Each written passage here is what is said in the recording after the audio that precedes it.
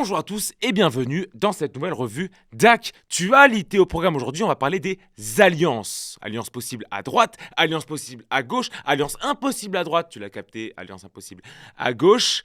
Cette vidéo va être très salée, je vous le dis, on va dire des termes qui ne vont pas plaire. Ça, c'est pour le petit trigger warning. Mais je te le dis, si tu es sur ma chaîne et que tu as besoin d'un trigger warning, c'est que tu n'es pas sur la bonne chaîne. Mais avant tout, je t'invite à liker, à commenter, à partager et surtout à t'abonner à la chaîne de Georges. C'est très important pour le...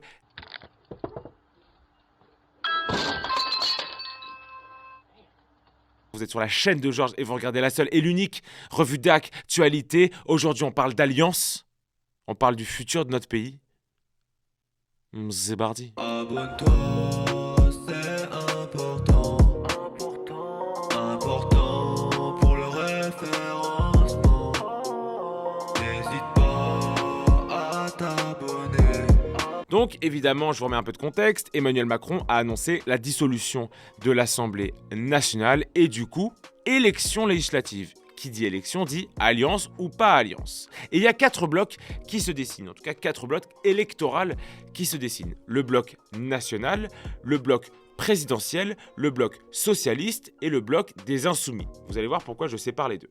Le bloc national déjà, et ce qui est en train de se jouer est à mon sens, en tout cas politiquement, et tout simplement historique. Le patron des LR, Éric Ciotti, a officiellement appelé à un accord avec le RN, qui a évidemment entraîné la sortie du bois de tous les vieux patrons LR corrompus des Républicains qui faisaient grand max 4 électeurs dont un chien et 2 morts. Ils ont dit oui mais attends, tu pactises avec le diable, je sais pas quoi, voilà, excuse-nous mais c'est pas Ciotti qui a fait un gouvernement avec Macron. Des discussions sont en cours pour savoir si une alliance serait possible avec Reconquête, mais grosso merdo d'après ce qu'on sait, il n'y aura pas d'alliance avec Reconquête. Mais déjà avoir les Républicains dans la course, ça met de l'huile dans les moteurs, j'ai envie de dire. Parce que beaucoup me disent, oui mais alors attends, on s'en bat les couilles des Républicains, ils font 4% à chaque élection. Alors certes, le poids électoral des Républicains n'est pas très important. Mais c'est quand même ça de prix déjà. Enfin, je veux dire, 4%, on crache pas dessus. Donc déjà, ça consolide ce qu'on appelle un électorat de droite, un bloc de droite. Ça évite donc une dispersion des voix. Ensuite, en cas de gouvernement, ça stabilise la formation des bonhommes puisqu'ils sont tous issus d'une même alliance. Surtout, et c'est ce qu'on oublie trop souvent, c'est que les Républicains ont une certaine crédibilité. Une crédibilité politique. Ça va donc légitimer le RN et attirer peut-être des électeurs qui étaient un peu tièdes à l'idée de voir Jordan Le Bardel Premier ministre. L'alliance permet aussi une certaine sécurité financière et une sécurité logistique sur le terrain, puisqu'on sait qu'une campagne, ça coûte cher, et que l'alliance avec les LR permet de mutualiser les ressources.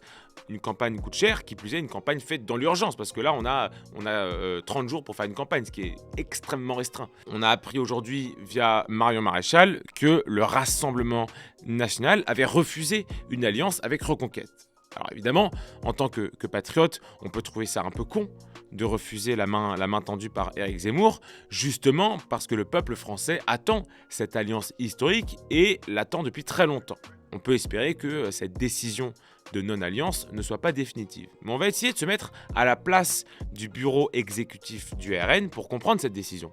Qu'est-ce qui pousserait le RN à refuser la présence de Reconquête dans un potentiel prochain gouvernement, ou en tout cas une alliance électorale avec Reconquête? Et bien selon moi, il y a 4 raisons.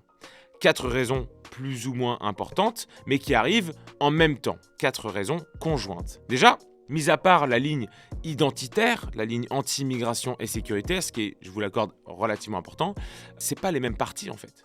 L'un est plutôt libéral, l'autre est plutôt souverainiste, ou en tout cas plus keynésien économiquement. L'un est radical, l'autre a un positionnement qui est beaucoup plus modéré. L'électorat de l'un est plutôt citadin et éduqué, c'est ce qu'on a appelé pendant la campagne présidentielle la bourgeoisie patriote. L'autre a un électorat historique dans la France profonde, même si, comme je l'ai dit hier, l'électorat de Jordan Bardella est en train d'évoluer. Mais cette explication ne tient pas, sachant que l'alliance avec les Républicains a exactement les mêmes oppositions. Les Républicains, c'est une formation citadine et une formation qui n'a pas le même électorat, voire pas le même programme. Deuxième raison, les rivalités personnelles. Déjà, ça aurait un peu plus de sens. Éric Zemmour a eu des mots qui étaient très durs avec Marine Le Pen ou même avec, plus récemment avec Jordan Bardella. Je rappelle que Zemmour avait appelé Marine Le Pen une machine à perdre à la fin du second tour des présidentielles, machine à perdre. C'est quand même un tacle à la gorge assez costaud.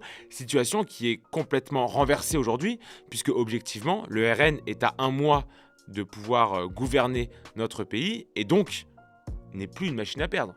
Enfin, Éric Zemmour, sur ce point-là, s'est trompé. Zemmour avait aussi dit que le vote pour Jordan Bardella était un vote qui était bidon.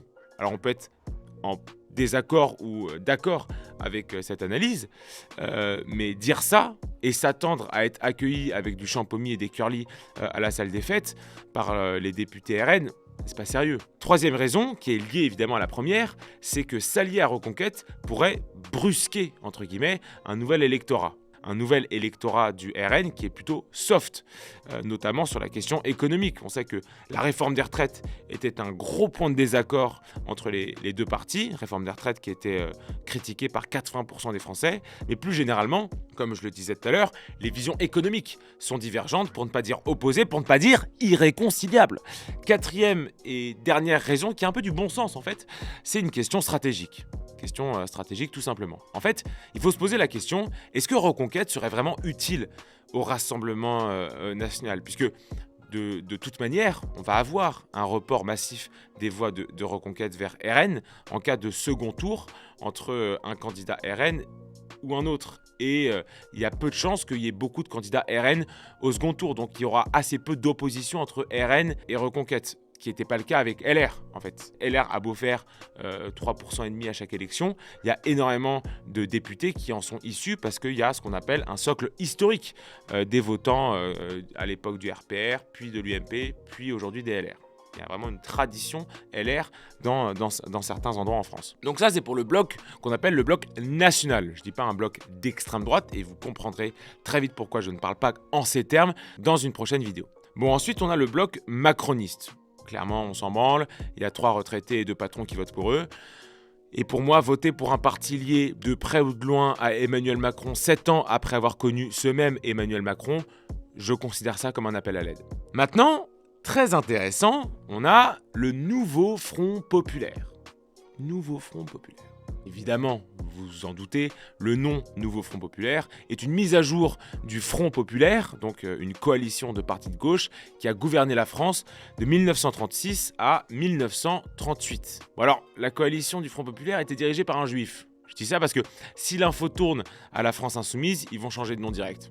Je les connais. Bref, pour qu'on comprenne bien l'enjeu de ce nouveau Front populaire qui fait beaucoup parler de lui, il faut avoir les scores en tête. C'est très important d'avoir les scores en tête quand on parle d'une coalition.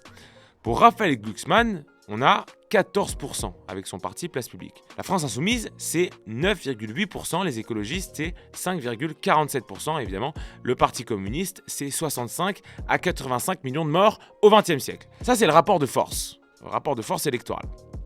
C'est Glucksmann et son parti socialiste qui sont en tête. Et si c'est Glucksmann qui est en tête, c'est que c'est la ligne Glucksmann qui a été privilégiée au détriment des autres lignes. C'est le principe. Par conséquent, ce serait potentiellement à lui, tout comme c'est au RN de dicter ses conditions d'alliance, c'est à Raphaël Glucksmann de dicter ses conditions d'alliance, puisque on se fie à celui qui a la plus grande pénétration électorale. C'est la base de toute alliance. Voilà, ça n'a pas de sens qu'un parti plus petit que le parti de Glucksmann lui dicte quoi faire. Ce serait comme si Reconquête ou Jean Lassalle demandaient une alliance au RN à ses conditions. Ça n'aurait aucun sens. Et ce nouveau Front populaire, il est à l'initiative de qui ? Oh, quel hasard, de la France insoumise, via l'entremise de François Ruffin. Et ça met Raph, mon Raph Glucksmann, ça le met dans une position qui est très difficile. Soit il s'allie aux antisémites et aux islamistes, soit il fait cavalier seul, comme Juliette Armanet. Mais en faisant cavalier seul, il dynamiterait potentiellement l'union des gauches. Et tout à l'heure, je vous parlais des tensions qu'il y a entre Éric Zemmour et Marine Le Pen, qui étaient assez vives et qui empêchaient les deux de se parler. Là, entre Glucksmann et les Insoumis, c'est un autre délire. C'est quasiment l'UFC. Alors, Je vous vois venir, c'est de l'UFC d'homme à homme, hein, évidemment. Si c'était de l'UFC en combat mixte, on aurait évidemment fait appel à Adrien Quatennens. Raphaël Glucksmann s'est fait violenter dans des manifestations de la France Insoumise. Les affiches de Raphaël Glucksmann ont subi des tags permanents des Insoumis, notamment des tags antisémites. Ces militants, à Raphaël Glucksmann, se sont fait bolosser partout où ils allaient par des Insoumis.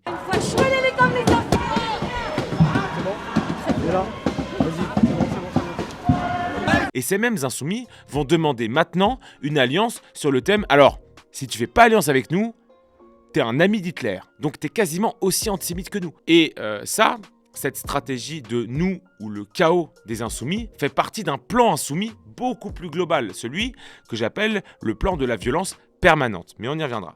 Donc, Raphaël Glucksmann, il a posé les bases. Il a posé des conditions avec lesquelles il ne transigerait pas. Première condition, que les Insoumis boivent beaucoup d'eau avant de lui pisser dessus. Je plaisante. Parmi les 5 conditions qu'il a posées, 2 conditions nous intéressent. La première condition, c'est soutien à la résistance ukrainienne. Ça, pour Mélenchon, c'est non, théoriquement. Et deuxième condition, très intéressante, encore plus intéressante que la première, c'est s'investir dans la construction européenne, ce qui est texto, mot à mot, l'inverse du programme des Insoumis. Je cite Manon Aubry, « Je défends une rupture claire avec l'Europe libérale. » Et alors évidemment, on peut se dire « Ouais, mais attends, mais attends, Georges, t'abuses. Cette alliance, c'est juste pour battre le Rassemblement national. » Mais je ne sais pas si vous vous rappelez de ma vidéo d'hier. Ici, dans ces élections-là, on parle d'alliance pour des législatives, donc pour de potentielles nominations dans un gouvernement. Si les deux partis qui sont fondateurs dans l'alliance s'opposent sur des sujets aussi essentiels que la politique étrangère ou la politique intérieure, il n'y aura pas de gouvernement possible. C'est aussi simple que ça. Quand on pense que le 18 mai dernier, Jérôme Guedj, donc du Parti Socialiste, expliquait qu'avec Mélenchon, je le cite, la baston allait être sans pitié. La seule alliance qu'on peut avoir dans ce cas de figure, c'est une alliance sans Mélenchon. Ce Mélenchon qui avait même dit « Ouais, de toute façon, sur le conflit israélo-palestinien, Guedj, socialiste, nous soutient pas, il est juif. » Alors c'était plus subtil, il avait dit « Jérôme Guedj s'agite autour d'un piquet ou le retient la laisse de ses adhésions. » On voit l'idée, Il peut rien dire à cause de ses adhésions, notamment sa religion, le judaïsme, l'interdit de parler. Ce qui est antisémite, vraiment, Soral n'aurait même pas osé, quoi. On se rend pas compte de la violence de la campagne des Insoumis contre le parti de Raphaël Glucksmann. Il a été violenté, il a été méprisé, il a été insulté et il a été souvent ramené à sa religion, notamment dans le cadre du conflit israélo-palestinien. On l'a d'ailleurs accusé d'être conciliant avec le massacre de musulmans et ça c'est moche. C'est moche parce que Raphaël Glucksmann, évidemment, il a été modéré sur ce conflit-là, il a parlé d'une paix au Moyen-Orient, mais c'est l'un des rares à avoir popularisé ce qui se passait dans les camps d'internement chez les Ouïghours. Vous vous rappelez le petit carré bleu ciel là qu'on voyait sur Insta ou sur Twitter? Ce petit carré bleu ciel, c'était Raphaël Glucksmann qui l'avait popularisé. Et même les communistes, que évidemment vous le savez, je ne les porte pas dans mon cœur, même les communistes, on leur reconnaît un truc en général, c'est d'avoir un peu d'honneur. Eh ben non. Et il n'y a pas d'honneur là en ce moment avec cette alliance. Mélenchon avait comparé Fabien Roussel à Jacques Doriot, qui est un collabo en fait. Et Emmanuel Bompard avait expliqué que Roussel était un sale menteur. Enfin bref. Qu'est-ce que vous lui répondez? Que c'est un menteur? Et là, les communistes sont en mode, en fait, l'alliance avec les Insoumis, pourquoi pas? Et on va parler un peu des Insoumis et de leur stratégie parce que, selon moi, elle est relativement intelligente. Vous allez voir pourquoi je dis relativement. Mais elle n'est pas électorale, cette stratégie. Je m'explique. Déjà, j'ai un message pour tous les mecs de banlieue à qui on avait bien dit, notamment sur cette chaîne, attention, ce que font les Insoumis avec la Palestine, ça s'appelle de l'électoralisme. Ils n'en ont rien à foutre de Gaza et de la Palestine. Faites attention, vous tombez dans le piège. Juste, j'ai une question pour vous, les gars, là. Est-ce que vous avez entendu parler du conflit israélo-palestinien, là, depuis une semaine ? Non? Est-ce que vous avez entendu ou est-ce que vous avez vu un drapeau palestinien depuis les élections européennes? Oh tiens donc, il se pourrait bien que vous ayez été complètement manipulé. Ça par exemple, quel étonnement. Ça c'est ma tête détonnée. En gros, les Insoumis vous ont dit « les autres, ils sont racistes. Ouais, Palestine à fond, les gars. Franchement, Palestine à fond la caisse. » Et ensuite, vous êtes allés voter pour eux. Ouais. Et alors, la stratégie des Insoumis, c'est la suivante. Selon moi, encore une fois, c'est une analyse qui est personnelle. Selon moi, c'est être violent, être radical, être antisémite en l'occurrence, être brutal, avec tout le monde. Une fois que tout le monde, y compris la propre gauche, déteste les insoumis, une fois que les insoumis ont dynamité tous les espoirs d'un front commun, ils prennent le peu d'électeurs qu'ils ont, qui sont trop peu pour être importants, mais qui sont trop pour être ignorés, et ils disent aux autres gauches, alors en fait, c'est nous ou c'est le RN, donc Adolf Hitler. C'est la stratégie qu'on a depuis que la ligne Chikirou et la ligne Bompard sont à la tête du mouvement. Je rappelle que ce n'était pas du tout la ligne d'Alexis Corbière et de Raquette Tambigo. Et hier, je parlais des antifas, enfin je faisais un petit laïus sur les antifas, pour vous donner une idée du danger que représente ce groupe insoumis et les antifas pour la France, mais aussi pour la gauche, c'est de constater ce qu'ont fait les antifas le soir des élections. Le premier réflexe des insoumis et des antifas quand ils ont appris les résultats, le premier réflexe, premier truc qui est venu à leur petit cerveau, ça a été d'aller faire, je cite, la chasse aux électeurs potentiels du RN. Il y a eu des appels, je vous mettrai les captures d'écran, les screens, il y a eu des appels à aller tabasser ceux qui avaient voté RN. Il y a même eu des scènes où des antifas sont allés arracher des drapeaux français dans la rue, des putains de drapeaux français. C'est-à-dire qu'on a une formation politique qui se présente à une élection nationale, nation qu'elle déteste et qu'elle veut détruire. C'est pas moi qui le dis, c'est les faits. Vous êtes allés enlever, détacher et saccager des drapeaux français. Au lieu de se demander « Oh, c'est marrant, le RN il est à 30%, on va s'interroger, on va se remettre en question, on va voir quel sujet on peut aborder pour être en cohérence avec les attentes des Français. » Non. Ça, c'est pas la pensée qu'a eu les insoumis. Les insoumis se sont dit, vous votez RN, on va vous tabasser. Vous aimez votre pays, on va arracher votre drapeau. Et ça, cette détestation de la France, arracher des drapeaux ou aller tabasser des ennemis politiques, aucune autre formation politique ne l'aurait fait. Enfin, je veux dire, même à droite. Les formations, et qui plus est à gauche, les formations de Glucksmann et encore moins les formations de Fabien Roussel, ne seraient jamais allées tabasser des ennemis politiques. La France insoumise, sa stratégie, c'est de criminaliser le vote pour le Rassemblement national. J'ai vu un truc qui m'a fait souffler. C'est la fameuse carte où on avait les électeurs RN. Évidemment, toute la France était en couleur RN parce que toute la France a voté pour le RN. Toute ? Non, sauf Paris. Et alors sur Twitter, on va avoir El Famoso, alors elle est campagnards de base qui n'ont jamais vu l'insécurité, ils n'ont jamais vu l'immigration et pourtant ils votent pour le RN, c'est des beaufs, c'est des demeurés, abattez-les. Alors deux choses, très simplement. Déjà l'immigration et l'insécurité touchent aussi les campagnes, je ne sais pas si vous vous rappelez, mais par exemple l'affaire Thomas. Oui, l'affaire Thomas, on est en pleine campagne, pourtant c'est lié à l'immigration et l'insécurité. Et deuxième élément, oui, les Français sont solidaires entre eux. Oui, ils sont solidaires des souffrances d'autres Français. Ça s'appelle... Comment Oui, t'as raison, ça s'appelle une nation. Et je vois pas pourquoi des insoumis pourraient critiquer la solidarité nationale quand vous avez fait votre campagne en solidarité avec des Palestiniens à l'autre bout du monde. Jusqu'à preuve du contraire, vous aviez jamais vu une bombe de Tsahal vous tomber dessus. Et pourtant, vous compreniez la souffrance des Palestiniens. Vous étiez solidaires du sort des Palestiniens. Les Français ont pareil, mais pour eux. Et pour revenir à la France insoumise, on comprend bien que dire « oui, le RN, c'est des fascistes, c'est des nazis », ça n'est pas adressé aux électeurs RN, évidemment. Évidemment, ça fait 40 ans qu'on entend ces conneries et ça fait 40 ans que le vote RN progresse. Donc ça marche pas, cette strate. C'est même pas adressé aux électeurs Reconquête ou même aux électeurs des Républicains, mais c'est en direction des électeurs de gauche qui disent ça, les insoumis. Ça motive les électeurs à dépasser leurs désaccords et à se retrouver, comme par hasard, dans les bras de la France insoumise. Et ce truc de « c'est nous » ou « c'est le chaos », c'est une stratégie qui est bien rodée. On le sait, à chaque grève des cheminots, à chaque grève des professeurs, partout où il y a de la CGT ou des insoumis, c'est eux ou le chaos et les blocages. Alors que dans les faits, et je parle d'un point de vue électoral, quand tu fous autant la merde à gauche et de manière générale en France, alors que tu fais même pas 10%, 10 putains de pourcents aux élections européennes, c'est pas toi ou le chaos, c'est toi le chaos. La seule option, et je dis ça sans le vouloir, j'ai aucun intérêt à le dire, la seule option pour une union des gauches, c'est une union des gauches qui exclut la France insoumise. C'est la seule option politiquement viable.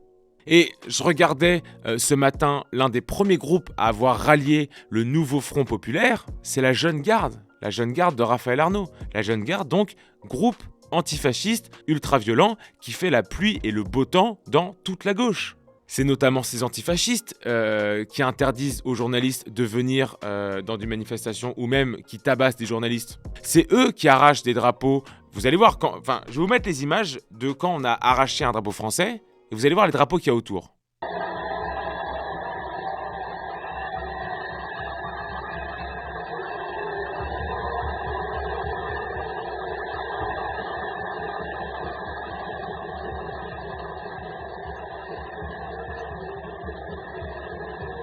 C'est ces gens-là qui ont brûlé dans certaines manifestations le drapeau français. C'est ces antifas qui sont en lien direct avec le Black Bloc qui décrédibilise tout ce qui touche. Et c'est de eux dont est issu un membre de Boko Haram. Et c'est eux finalement qui organisent cette brutalité politique auquel s'oppose Raphaël Glucksmann. Et c'est même une des conditions politiques de Raphaël Glucksmann, c'est de s'opposer à la brutalité politique. Comment tu veux t'opposer à la brutalité politique quand dans ton sein, au sein des Insoumis, il y a un groupe ultra-violent que sont les antifascistes. Quand ce genre de groupe rejoint une alliance, ça va discréditer toute alliance possible. Puisque dès lors que ces groupes-là, ces groupes ultra-violents, entrent quelque part, ils en prennent le contrôle via la violence, via la peur et via la brutalisation. Et dernière chose, et là je m'adresse plus à ceux qui regardent cette vidéo, dernière chose, il faut assumer. Les élections ont l'avantage de nous montrer ce que le corps électoral représente statistiquement. Évidemment, ça n'est pas complet parce qu'il y a de l'abstention, parce qu'il y a des non-votants, parce qu'il y a des très jeunes qui ont moins de 18 ans, il y a des très vieux qui ont oublié qu'il fallait voter, il y a les morts, il y a les animaux et compagnie. Mais les élections nous permettent d'avoir une idée un peu abstraite de ce que pensent les gens. Ces antifas et ces insoumis qui cassent des vitrines, qui brûlent ou qui arrachent les drapeaux de la France et qui, de manière générale, on le sait, détestent notre pays, ils sont, et c'est une chance, électoralement très faibles. Ils sont très faibles, mais ils sont ultra-violents. Ils font énormément de bruit. C'est d'ailleurs inversement proportionnel. Moins ils sont démographiquement importants, plus ils sont violents et virulents. Ils compensent l'absence d'électorat par un bordel permanent. D'ailleurs, la dernière fois que je disais ça, c'était pour parler du gouvernement iranien, je ne sais pas si vous vous rappelez. Toujours est-il que ces gens-là, les insoumis, les antifas, ce sont des bourgeois des villes, statistiquement, mais électoralement, ils ne représentent rien. Et on ne peut pas laisser, nous, Français qui aimons notre pays, on ne peut pas laisser un drapeau français être arraché par des gens qui font putain de 10%. Ça n'est pas possible, ça n'est pas envisageable. Il faut assumer qui nous sommes, assumer nos idées. Il faut avoir la même fierté à aimer notre pays qu'ils l'ont à le détruire. Merci à tous d'avoir suivi cette vidéo. N'hésitez pas à liker, à commenter, à partager et surtout à vous abonner à la chaîne de Georges. C'est très important pour le référencement. Prenez soin de vous et de vos proches. Vive la France et vive ce qu'il en reste. Time! Abonne-toi.